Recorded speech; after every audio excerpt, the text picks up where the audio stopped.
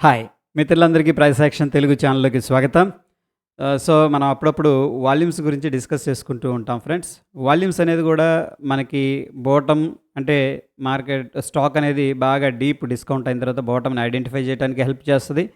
అదేవిధంగా ఈ యొక్క పర్టిక్యులర్ టాప్ అనేది క్రియేట్ అయింది. అంటే రెసిస్టెన్స్ అనేది క్రియేట్ అయిందనేది గూడా ఈ యొక్క వాల్యూమ్స్ అనేది అనాలిసిస్ చేస్తే మనకు అర్థమవుతది. సో, వెరీ సింపుల్‌గా మనందరికీ తెలుసు. ఒక స్టాక్ అనేది నేను బై చేశాను. అదేవిధంగా నేను బై చేస్తున్నా అంటే వేరే వాళ్ళు గూడా అమ్మాలి కాబట్టి అమ్మేవాళ్ళు ఉన్నారు.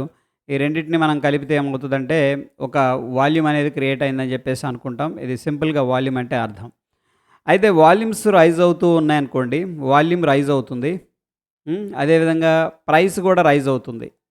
దీని అర్థం ఏంటంటే అప్ ట్రెండ్ కంటిన్యూయేషన్‌లో ఉంది. బుల్స్ అంటే బయర్స్ అనేవాళ్ళు స్ట్రాంగ్‌గా ఉన్నారని చెప్పేసి అర్థం. అదేవిధంగా వాల్యూమ్ రైజ్ అవుతుంది. బట్ ప్రైస్ ఏమవుతుందంటే డిక్రీజ్ అవుతుంది. ఓకేనా? ప్రైస్ డిక్రీజ్ అవుతుంది. దాని అర్థం ఏంటంటే బయర్స్ స్ట్రాంగ్‌గా ఉన్నారని చెప్పేసి అర్థం. సింపుల్‌గా ఏంటంటే వాల్యూమ్ రైజ్ అవుతుంది అంటే పెరుగుతుందంటే అర్థం ఏంటంటే మార్కెట్‌ని సెల్ చేసేవాళ్ళు ఫోర్స్ ఎక్కువగా ఉంది. వాళ్ళ ఇంట్రెస్ట్ ఎక్కువగా ఉందని చెప్పేసి అర్థం. ఇటువంటి సమయాల్లో మనం వాల్యూమ్ రైజ్ అవుతూ ప్రైస్ డిక్రీజ్ అవుతూ ఉంటే మనం ఏంటంటే ఓన్లీ సెల్లింగ్ ఆపర్చునిటీ మాత్రమే చూస్తాము.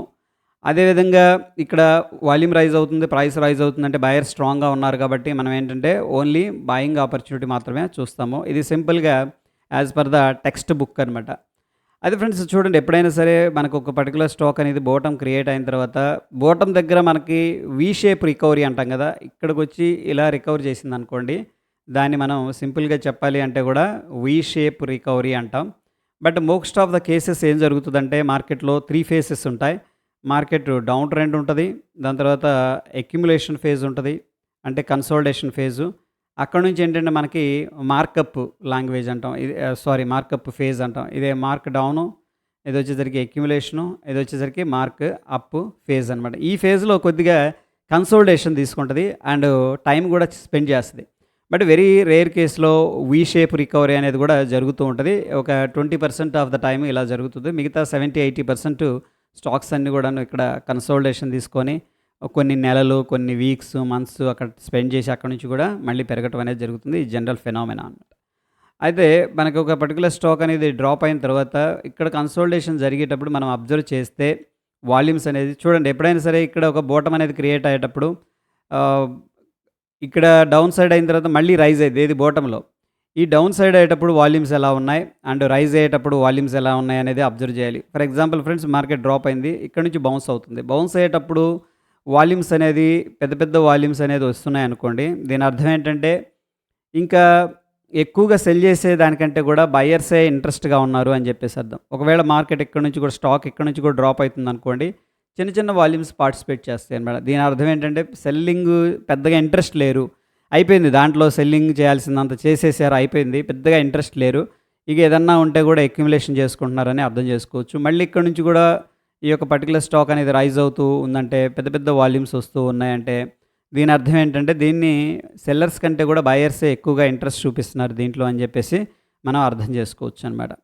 సో, ఈ విధంగా వాల్యూమ్స్‌ని మనం ఫోకస్ అనేది చేయగలిగితే బెటర్ రిజల్ట్స్ అనేది రావడం జరుగుతుంది. ఇక్కడ మనం చూసుకున్నట్టయితే వెల్స్పన్ అనే స్టాక్‌ని మనం ఎగ్జాంపుల్‌గా తీసుకున్నాం. దీంట్లో ఏమైంది, ఇక్కడ 65 దగ్గర మనకి సపోర్ట్ అనేది తీసుకొని స్టాక్ అనేది ఏమైందంటే పైకి వెళ్ళిందనమాట. సో, ఇక్కడ మనం అబ్జర్వ్ చేస్తే వాల్యూమ్స్ పైకి వెళ్ళేటప్పుడు కొద్దిగా పెద్ద పెద్ద వాల్యూమ్స్ అనేది రావడం జరిగింది. ఫస్ట్ క్లూ ఇది.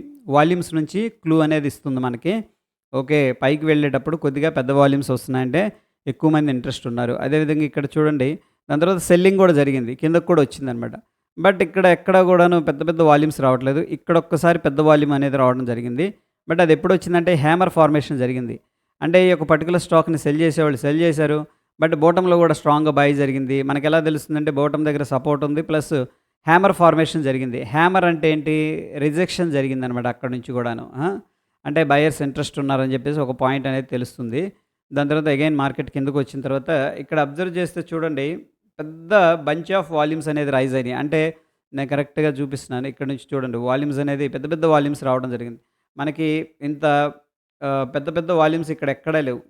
లో వాల్యూమ్స్ ఉన్నాయి. ఓకే, ఎప్పుడైతే మార్కెట్ డ్రాప్ అవుతుందో చాలా తక్కువ వాల్యూమ్స్ అనేది ఉన్నాయి. అదేవిధంగా మార్కెట్ రైజ్ అవుతున్నప్పుడు పెద్ద వాల్యూమ్స్ అనేది రావడం జరిగింది. దీని అర్థం ఏంటంటే అగైను బయర్స్ దీంట్లో చక్కగా ఇంట్రెస్ట్‌గా ఉన్నారు అని చెప్పేసి మనం అర్థం చేసుకోవచ్చు.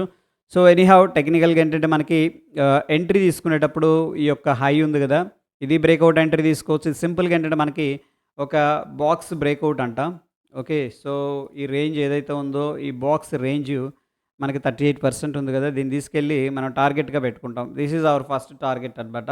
As per the box theory. అంటే కన్సోలిడేషన్. మార్కెట్ ఏం చేసింది లాంగ్ కన్సోలిడేషన్ తీసుకొని చక్కగా బ్రేకౌట్ అయింది కాబట్టి బ్రేకౌట్ అయిన దగ్గర నుంచి కూడా మన టార్గెట్ ఫస్ట్ 1:1 ఇదనమాట as per the theory and books. Okay. So, టెక్నికల్‌గా ఇంకొంచెం మనం వాల్యూమ్స్‌ని అబ్జర్వ్ చేస్తూ దీంట్లో ప్రైస్ యాక్షన్‌ని అబ్జర్వ్ చేసుకుంటూ ఉంటే ఇదేంటంటే మనకి మంచి డిమాండ్ దగ్గర ఇది ఏదైతే ఇక్కడ క్యాండిల్ నేను మార్క్ చేస్తున్నానో ఇది వచ్చేసరికి మంచి డిమాండ్ దగ్గర బుల్లిష్ మారుబోజు క్యాండిల్ ఫార్మేషన్ జరిగిందనమాట. Bullish మారుబోజు candle. జనరల్‌గా ఓన్లీ క్యాండిల్ బేస్ చేసి అనాలిసిస్ అనేది మనం చేయకూడదు. ఓకే. అండ్ ఇక్కడ ఇదొక క్లూ ఇవ్వటం జరిగింది. దానికంటే ముందు బెటర్ ఎంట్రీ ఏంటంటే ఇక్కడ ఒక ట్రెండ్ లైన్ బ్రేకౌట్ అయింది. చూడండి అబ్జర్వ్ చేయండి. స్టాకు రైజ్ అయింది. దాని తర్వాత చక్కగా కరెక్షన్ తీసుకుంది. కరెక్షన్ తీసుకున్న తర్వాత చక్కగా బ్రేకౌట్ అయింది కాబట్టి సో, ప్రోబబ్లీ ఏంటంటే బ్రేకౌట్ అయిన తర్వాత మనం ఏంటంటే క్లోజింగ్ బేసిస్‌లో ఎంట్రీ తీసుకుంటాం. ఇక్కడ బ్రేకౌట్ అయ్యేటప్పుడు ఎలా ఉంటదంటే అలా వచ్చి ఒక్కొక్కసారి రిజెక్షన్ కూడా చేస్తారు. మళ్ళీ కిందకెళ్ళిపోద్దనమాట. సో, కన్ఫర్మేషన్ ట్రేడ్ తీసుకోవాలి అనుకుంటే మనం 73.55 దగ్గర ఎంట్రీ తీసుకోవచ్చు. ఆఫ్‌కోర్స్ ఇక్కడ 2 క్లూస్ మనకు సపోర్ట్ చేస్తున్నాయి. ఒకటొచ్చేసరికి ట్రెండ్ లైన్ ఉంది. అండ్ ఇక్కడ క్యాండిల్ కూడా సపోర్ట్ చేస్తుంది కాబట్టి ఈ రెండిటిని బేస్ చేసుకొని మనం పాసిబుల్ ఎంట్రీ అనేది తీసుకోవచ్చు. అండ్ మనం కావాలంటే కూడా డైవర్జెన్స్ అనాలిసిస్ చేసుకోవచ్చు. లైక్ ప్రీవియస్ వీడియోలో మనం డిస్కస్ చేసుకున్నాం. మ్యాక్‌డీ గాని, ఆర్ఎస్ఐ గాని ఇక్కడ ఏదైనా డైవర్జెన్స్ అనేది కనిపిస్తుందా? ఎందుకు ఈ సేమ్ లెవెల్ దగ్గర ఉంది కదా! ఆర్ఎస్ఐ, మ్యాక్‌డీ కూడా సేమ్ లెవెల్ దగ్గర ఉండాలి. సో, ఒకసారి నేనేం చేస్తున్నానంటే ఆహ్, ఆర్ఎస్ఐ అనేది యాడ్ చేస్తున్నాను. ఓకేనా? రిలేటివ్ స్ట్రెంత్ ఇండెక్స్ ఇండికేటర్ అనేది యాడ్ చేస్తున్నాను. ఆహ్, హా! చూడండి వెరీ గుడ్ డైవర్జెన్స్ అనేది కనిపిస్తుంది. ఇక్కడ బోటమ్ అనేది క్రియేట్ అయింది ఫ్రెండ్స్. ఓకేనా? ఇది బోటమ్ అనమాట. ప్రైస్ అయితే సేమ్ లెవెల్ దగ్గర ఉంది ఇక్కడ. ఇది. బట్ ఆర్ఎస్ఐ ఏముందంటే డైవర్జెన్స్ అనేది కనిపిస్తుంది. మనం అబ్జర్వ్ చేస్తే ఇక్కడ నుంచి ఇక్కడికి పాజిటివ్ డైవర్జెన్స్ ఆర్ఎస్ఐ చూపిస్తుంది. ఆర్ఎస్ఐ ఏం చెప్తుందంటే పాజిటివ్‌గా ఉన్నానని చెప్తుంది. ప్రైస్ ఏమో ఫ్లాట్‌గా ఉంది. ఫ్లాట్‌గా ఉన్నప్పుడు ఆర్ఎస్ఐ కూడా ఫ్లాట్‌గా ఉండాలి కదా! బట్ ఆర్ఎస్ఐ పాజిటివ్‌గా ఉంది కాబట్టి ఇది పాజిటివ్ డైవర్జెన్స్ కాబట్టి ఇది మనం థర్డ్ కన్ఫర్మేషన్. ఒకటొచ్చేసరికి ట్రెండ్ లైను, రెండోదొచ్చేసరికి క్యాండిల్ స్టిక్కు అండ్ థర్డ్‌దొచ్చేసరికి మనకి డైవర్జెన్స్. ఈ 3 కూడా మనకు సపోర్ట్ చేస్తూ ఉన్నాయి.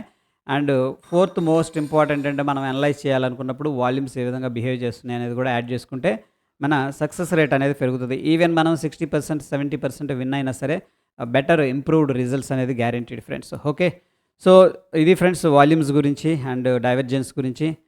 దీనికి సంబంధించిన ఎటువంటి డౌట్స్ ఉన్నా కింద కామెంట్ రూపంలో తెలియజేయండి. డెఫినెట్‌గా నేను ఆన్సర్ చేస్తాను. హోప్ ఈ వీడియో హెల్ప్ అయిందని చెప్పేసి అనుకుంటున్నాను. వీడియో నచ్చితే లైక్ చేయండి, షేర్ చేయండి. మరొక ఎపిసోడ్‌లో మళ్ళీ కలుసుకుందాం. Stay tune. ధన్యవాదాలు.